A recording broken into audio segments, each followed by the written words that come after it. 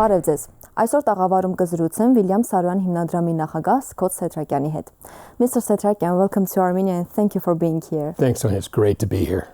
As far as I know, there are many news and discoveries expected this year regarding the legacy of William Saroyan. And what are the news and new events and exhibitions that you're planning here? So we'll be hosting a program called Saroyan Days in early September 2025, from September 4th to about the 12th. I'm very excited about sharing with Armenia and the world some material that has never been shown before.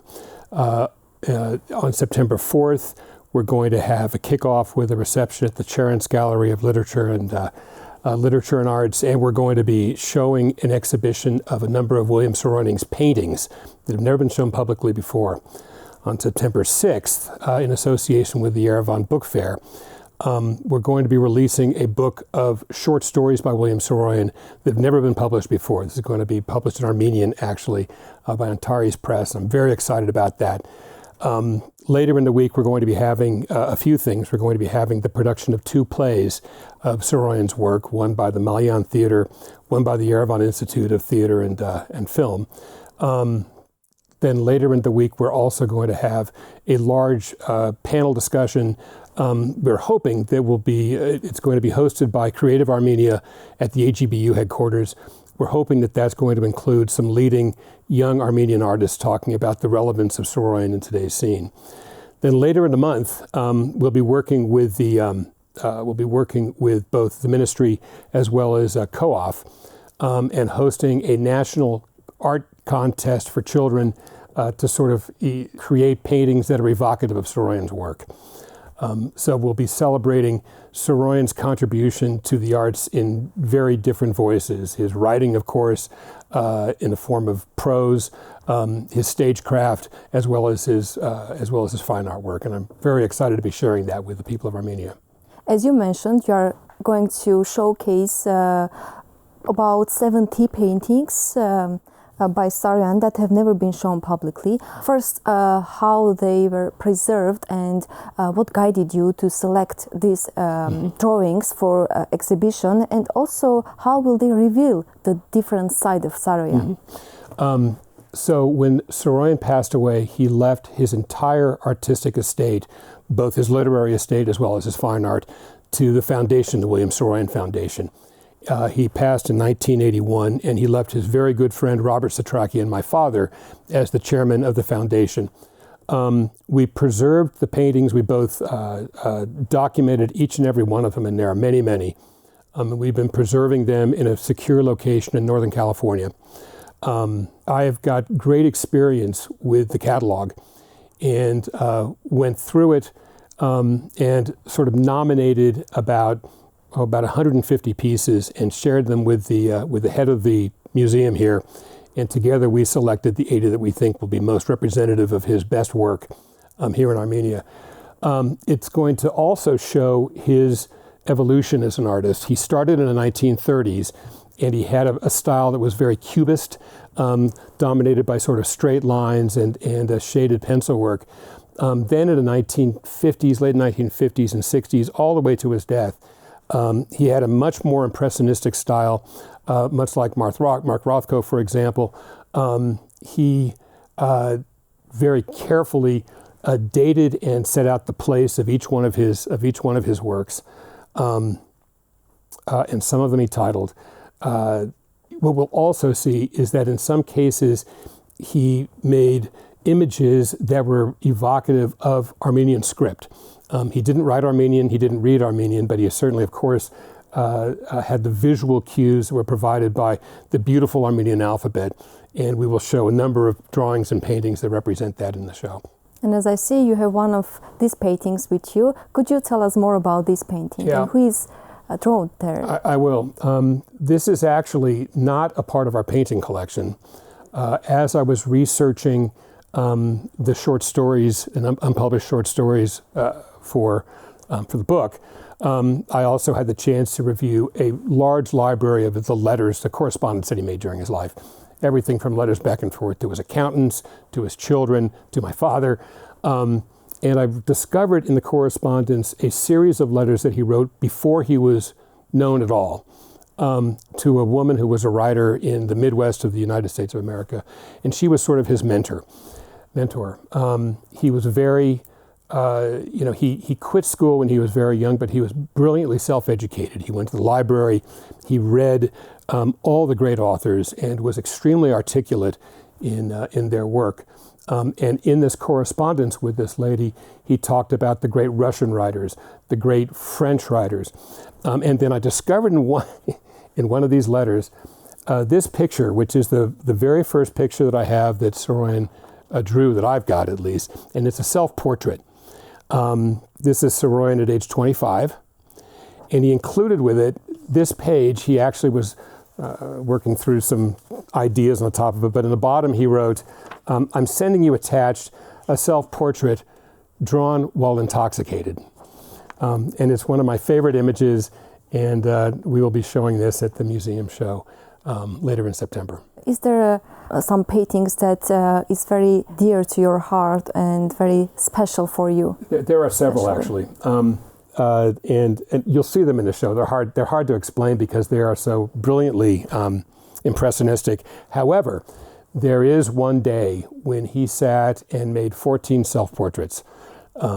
And we're going to present those all together as a group. And they're both really amusing. They sort of bring forward Saroyan's spirit in a very special way. And I like those especially.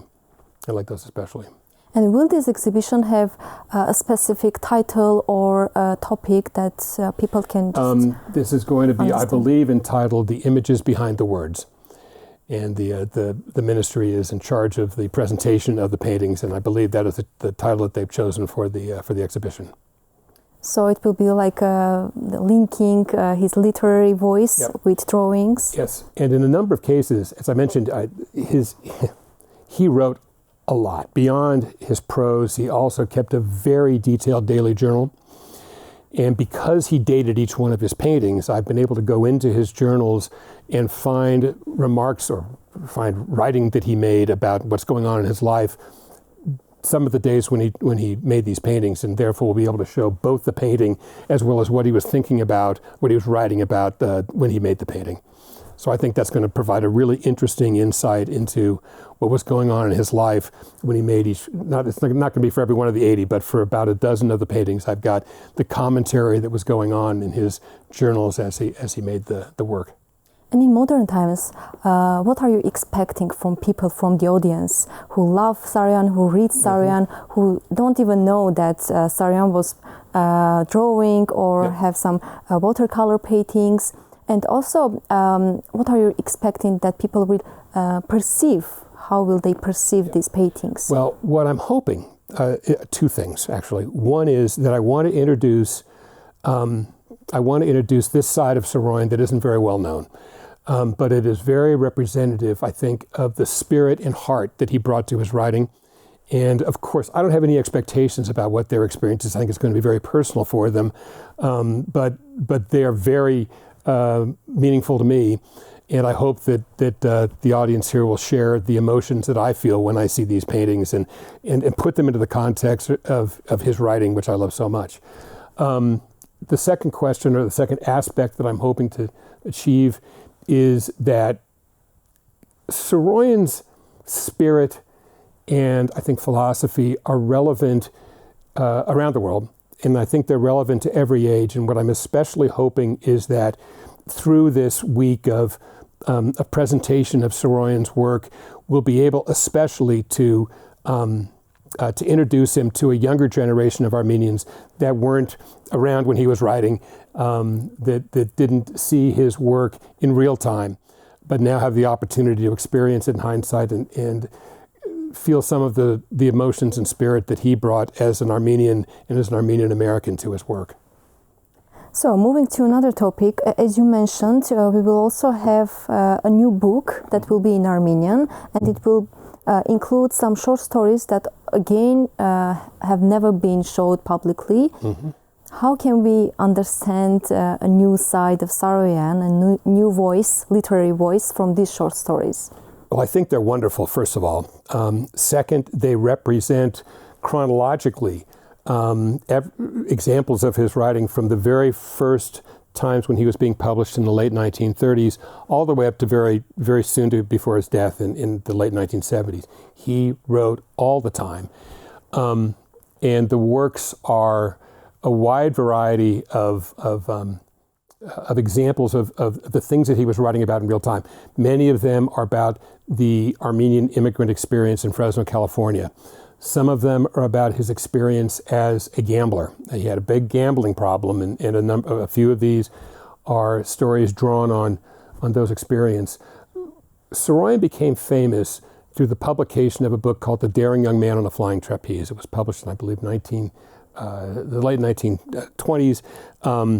And it was a book of 26 short stories that he had written consecutively in 26 days. It was an amazing piece of work.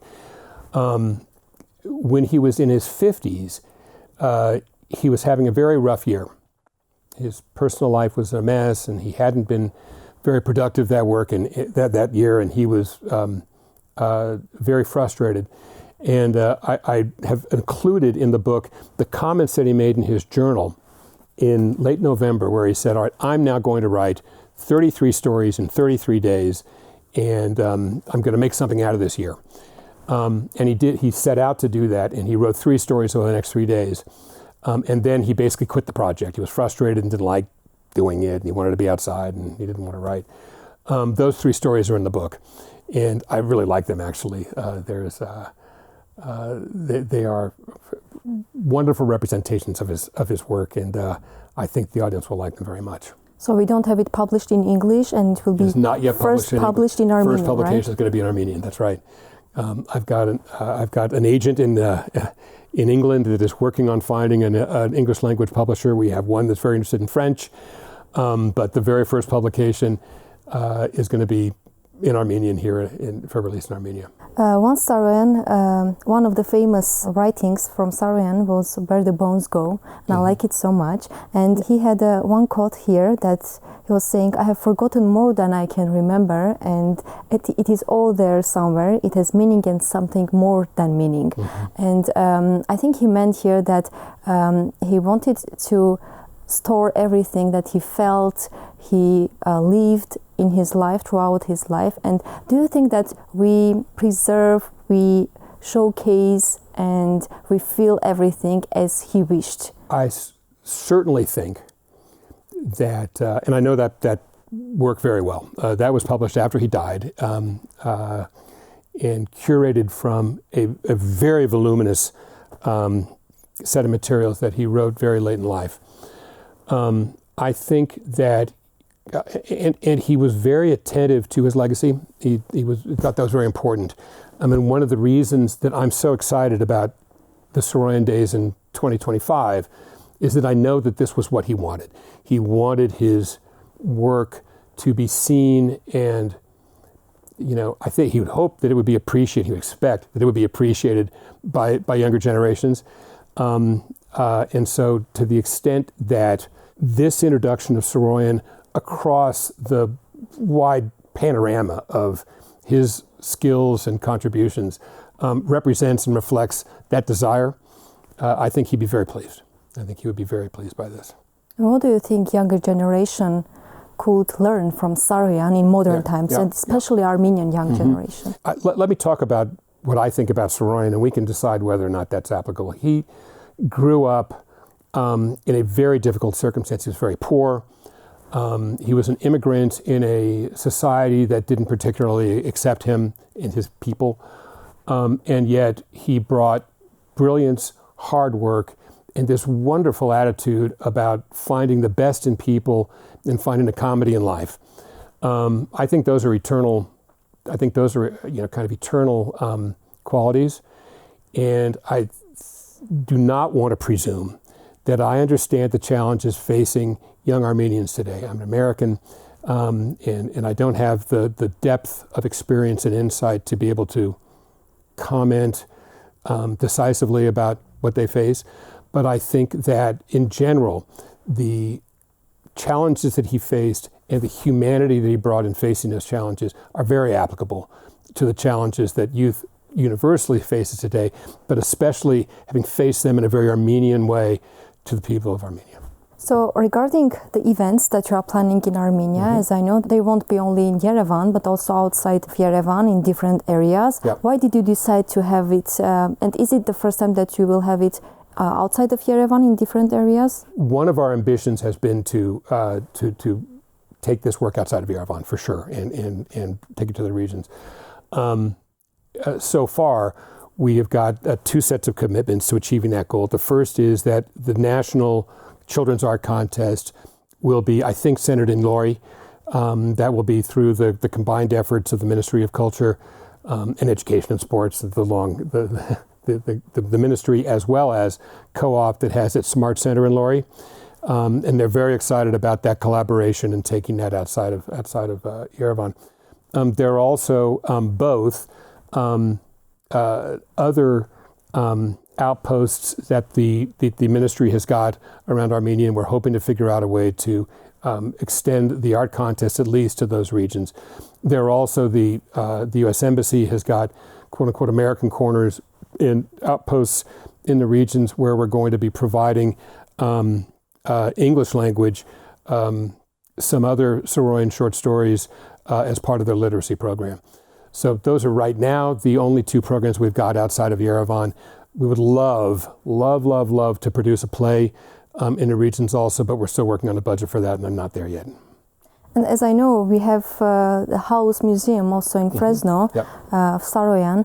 How is the situation there, and what are the news and new exhibitions that you are planning to have there as well? That is the work of the Renaissance Foundation, which is not my foundation, but we are in contact about collaborating on Saroyan Days. That's a wonderful project. It is a gift, I think, to the Armenian people globally. And it's a fabulous setup. I'm not aware of their current plans for programming, but the museum itself is a wonderful experience, and I encourage anybody who has the chance to go and see it. Thank you, Mr. Setrakian, for the interview, and I wish you success. Thank you. Same to you. Thank you. Հարգելի հեռուստադիտողներ, հիշեցնեմ, որ ես զրուցում էի Վիլյամ Սարոյան հիմնադրամի նախագահ Scott Setrakiani հետ։ Կհանդիպենք։